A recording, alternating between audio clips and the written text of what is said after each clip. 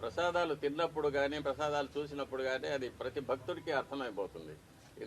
ఇందులో ముందు ఉన్న సువాసన లేదు, రుచి లేదు, పవిత్రత లేదనేది.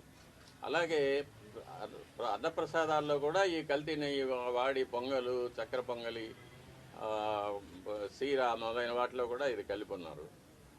ఇది స్వామివారికి మా చేతులతోనే నైవేద్యం చేయవలసిన దురదృష్టం కూడా మాకు ఏర్పడింది. అది కాకుండా నైవేద్యాలు జరగడానికి స్వామివారికి ఏ ఏ వేళల్లో నైవేద్యాలు చేయాలనేది ఆగమ శాస్త్రం నిర్ణయిస్తుంది. దాని ప్రకారం కూడా ఒక్కొక్కసారి జరగడం లేదు. నైవేద్యం చేయవలసిన సమయాన్ని కూడా కుంచి 10 నిమిషాల్లో అయిపోవాలి, 15 నిమిషాల్లో అయిపోవాలి అనేది అర్చకుల మీద ఒక ప్రెషర్ పెట్టడం, త్వరగా ముగించమని చెప్పి వాళ్ళను తరమడం, ఇవన్నీ కూడా జరుగుతూ ఉన్నాయి. ఇవన్నీ కూడా స్వామివారికి జరిగే అపచారాలు.